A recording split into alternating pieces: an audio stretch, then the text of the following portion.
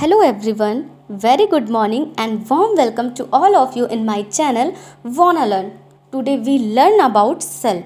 Cell को हम हिंदी में कोशिका कहते हैं। कोशिका को जीवन की इकाई कहा जाता है, the unit of life. If we talk about the word cell, it is derived from Latin word cellula. It means small compartment or chamber. What is cell? A cell is defined as the smallest basic unit of life that is responsible for all life process. अगर हम बात करें कोशिका की, तो कोशिका सभी जीवों की सबसे छोटी इकाई होती है जो पूरे लाइफ प्रोसेस के लिए रिस्पॉन्सिबल होती है. A cell is the structural and fundamental unit of life. The study of cell from its basic structure to the function of every cell organelles is called cell biology or cytology. अगर हम बात करें कोशिका की, तो कोशिका सभी जीवों की संरचनात्मक और क्रियात्मक इकाई होती है. जीव विज्ञान की वह शाखा जिस शाखा के अंतर्गत हम कोशिका के कार्य, कोशिका के संरचना तथा कोशिका के अंदर उपस्थित कोशिकांगों का अध्ययन करते हैं, उस शाखा को हम सेल बायोलॉजी या साइटोलॉजी कहते हैं. You can compare cells to the bricks of a wall. Cell combined and form tissue. What is tissue? Group of cell is known as tissue. Tissue combined and form organ, and organ combined and form organ system, and organ system, digestive system, reproductive system, respiratory system, etc. And these all systems combinedly and form an organism. Just as bricks join to make a wall, cells are assembled to the form an organism. अगर हम बात करें कोशिका की, तो कोशिका किसी भी जीवों की इकाई होती है, सबसे छोटी इकाई होती है.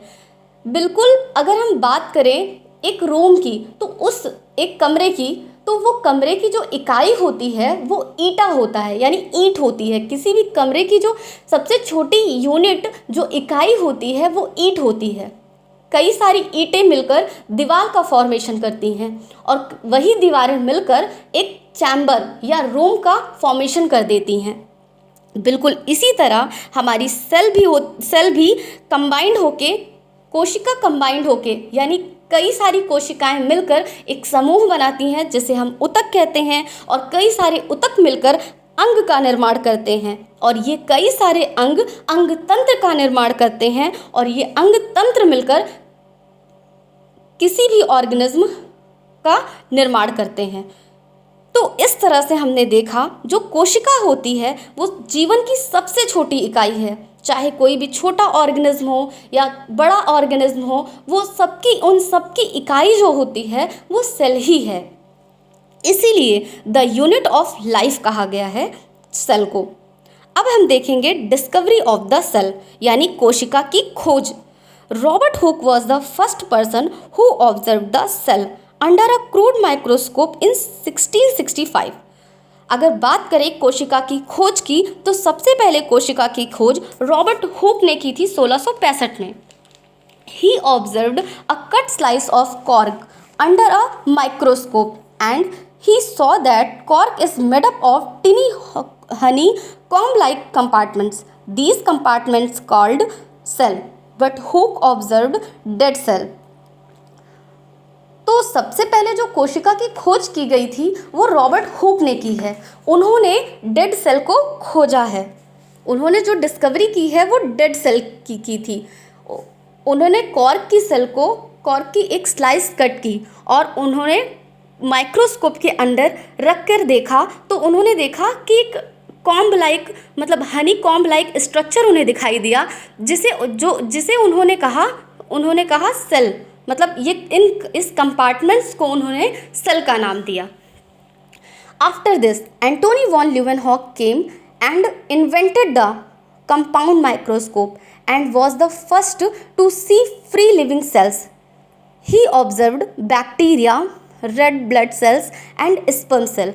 अगर हम बात करें कोशिका की खोज की तो सबसे पहले कोशिका की खोज रॉबर्ट हुक ने की थी, लेकिन उन्होंने जो कोशिका की खोज की थी वो डेड सेल थी, यानी उन्होंने जीवित कोशिका की खोज नहीं की थी। उन्होंने मृत कोशिका की, जो उन्होंने कोशिका खोजा था, जिसे नाम दिया था कोशिका, वो डेड थी नेचर में। अगर हम बात करें सबसे पहले जीवित कोशिका की, तो एंटोनी वॉन ल्यूवेनहॉक ने जीवित कोशिका को सबसे पहले देखा। ही ऑब्जर्व्ड, और उन्होंने जो सबसे पहले जो जीवित कोशिका थी वो बैक्टीरिया था। We can say that first time living cell is discovered by Leeuwenhoek. Living organism differ in their size, shape, colour and structure, but they show a similarity. They all are made up of cells. It is complex living structure. हम अपने आसपास बहुत सारे plants, बहुत सारे animals को देखते हैं। क्या वो सारे एक ही साइज, शेप, कलर या स्ट्रक्चर के होते हैं? बिल्कुल नहीं, वो सारे डिफरेंस होते हैं। कुछ छोटे होते हैं, कुछ बड़े होते हैं, कुछ का कलर बहुत अलग होता है, कुछ का स्ट्रक्चर बहुत अलग होता है। तो सब बहुत सारी वैरायटीज़ पाई जाती है, लेकिन सभी प्लांट्स या सभी एनिमल्स, उन सब में एक सिमिलरिटी होती है। वो ये है कि they all are made up of cell, यानी कि वो सभी जो बने होते हैं वो कोशिका के बने होते हैं। अब हम देखेंगे variation in size. Some cells are microscopic and can not be seen with a naked eye. The cell size may vary from a millionth of a meter to a few centimeter। अगर हम size में विभिन्नता की बात करें तो बहुत different size के प्लांट्स, एनिमल्स प्रेजेंट होते हैं। कुछ जो सेल्स होती हैं, वो कुछ ऐसी सेल्स होती हैं वो बहुत छोटी हैं, जो हमें नेकेड आई से दिखाई नहीं देती हैं। उन्हें देखने के लिए हमें माइक्रोस्कोप की ज़रूरत होती है। If we talk about the largest cell, अगर हम बात करें सबसे बड़ी कोशिका की, तो वो है ऑस्ट्रिच एग, यानी कि शुतुरमुर्ग का अंडा। शुतुरमुर्ग का अंडा सबसे बड़ी कोशिका होती है, जिसे देखने के लिए हमें माइक्रोस्कोप की ज़रूरत नहीं पड़ती है। Ostrich egg is the largest cell which is 17 centimetre in diameter. Egg is also a cell, यानी अंडा भी एक प्रकार की कोशिका ही है। The smallest cell is the mycoplasma, यानी पीपीएलओ। हमने ओवरऑल अगर हम बात करें तो जो सबसे बड़ी कोशिका है वो है शुतुरमुर्ग का अंडा, यानी कि ऑस्ट्रिच एग, और सबसे छोटी कोशिका तो वो है माइकोप्लाज्मा, यानी कि पीपीएलओ। अब हम ह्यूमन बॉडी में अगर देखें तो ह्यूमन बॉडी में सबसे लार्जेस्ट सेल जो होती है वो है ओवम सेल, यानी कि अंड कोशिका, जो कि फीमेल में प्रेजेंट होती है। और सबसे स्मॉलेस्ट सेल की बात करें तो वो है स्पर्म सेल, यानी कि शुक्राणु, जो कि मेल में प्रेजेंट होता है। हमने लार्जेस्ट देखा और स्मॉलेस्ट देखा, अब हम लॉन्गेस्ट देखेंगे। तो जो लॉन्गेस्ट सेल है वो है नर्व सेल, यानी कि तंत्रिका कोशिका। अब हम देखेंगे variation in number. On the basis of their number, organism are classified into two types, unicellular and multicellular. Unicellular, those organism which are made up of only one cell called unicellular organism। Unicellular means एक कोशिकी। ऐसे जीव जिनका शरीर एक कोशिका से बना होता है, ऐसे जीव को हम एक कोशिकीय जीव कहते हैं। In a unicellular organism the single cell performs all necessary function like feeding, digestion, respiration, excretion and reproduction. यानी कि जो एक कोशिकीय जीव हैं उनका शरीर एक कोशिका से मिलकर बना होता है, और उसी एक कोशिका में जो भी लाइफ की प्रोसेस होती हैं, it means digestion, respiration, reproduction, उसी एक कोशिका के द्वारा वो सारे फंक्शन जो है परफॉर्म किए जाते हैं, जो एक मल्टीसेलुलर ऑर्गेनिज्म में होते हैं।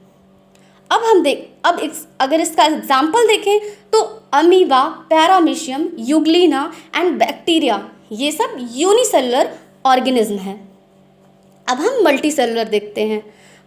Organism consisting from a few cells to billion cells, these organism are called multi cellular.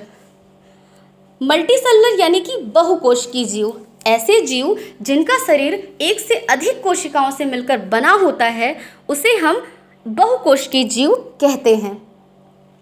अगर हम एक कोशिकीय जीव को छोड़ दें तो एक कोशिकी के अलावा जितने भी जीव होते हैं वो मल्टी सेलुलर ही होते हैं। अगर हम बात करें ह्यूमन बॉडी की, तो human body has trillions of cells, all organism being with a single cell called the fertilised egg. This fertilised egg multiples and the number of cells increase with development. अगर हम बात करें किसी भी organism की, तो कोई भी ऑर्गेनिज्म हो, मल्टी सेलुलर ऑर्गेनिज्म जो होते हैं, उनकी जो स्टार्टिंग होता है, मतलब किसी भी मतलब जो उसकी लाइफ शुरू होती है वो सिंगल सेल से ही होती है, जो कि एक फर्टिलाइज्ड एग है। एग में डिवीज़न होता है, उसके बाद वो नंबर इंक्रीज करता है। अब हम देखेंगे variation in shape. Different cells have the different shape. They can be rectangular, polygonal, Oval, rounded, spherical and elongated. Some cells are pointed at both end. Some cells like nerve cells are branched. अगर हम देखें जो shape होता है तो कई shape की cells present होती हैं। कुछ रेक्टेंगल शेप होती हैं, कुछ पॉलीगोनल, कुछ ओवल होती हैं, कुछ राउंड होती हैं, कुछ स्फेरिकल शेप होती हैं। यहाँ तक कि कुछ सेल ऐसी भी होती हैं जो बोथ एंड उनका पॉइंटेड होता है, और कुछ सेल्स ऐसी भी होती हैं जो ब्रांच्ड होती हैं।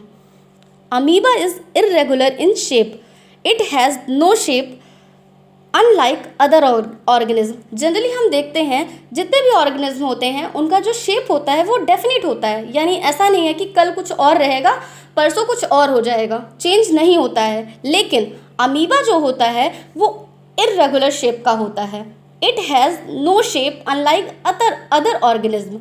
It can keep changing its shape due to formation of pseudopodia which help in movement and capturing of food. Amoeba में स्यूडोपोडिया प्रेजेंट होता है जो इसके इर्रेगुलर शेप के लिए रिस्पॉन्सिबल होता है। ये जो स्यूडोपोडिया होता है हेल्प करता है अमीबा की मूवमेंट में और फूड को कैप्चर करने में। White blood cells in blood of human beings. अगर हम देखें तो हमारे ब्लड में जो WBC होती हैं वो सिंपल सेल्स हैं which can change their shape. ये भी हमारे ब्लड में जो WBC होती हैं वो भी अपना शेप जो है चेंज करती रहती हैं। The cell membrane provide shape to the cell in the plant and animals. अगर हम बात करें सेल की, तो जो सेल की आउटर कवरिंग होती है उसे सेल मेम्ब्रेन कहते हैं, और ये जो आउटर कवरिंग होती है वही सेल को शेप प्रोवाइड करती है।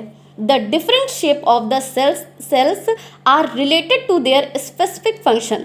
जो डिफरेंट टाइप की जो शेप की सेल होती हैं वो उनके फंक्शन के लिए रिस्पॉन्सिबल होती हैं। The nerve cell is branched as it received and transmit message, thereby helping to control and coordinate the working of different parts of the body। जो भी सेल का डिफरेंट शेप होता है वो उसके फंक्शन से रिलेटेड होता है। एग्जाम्पल में अगर आप देखिए तो जो नर्व सेल होती है वो ब्रांच होती है जो ट्रांसमिट करती है मैसेज, इसीलिए वो ब्रांच होती है।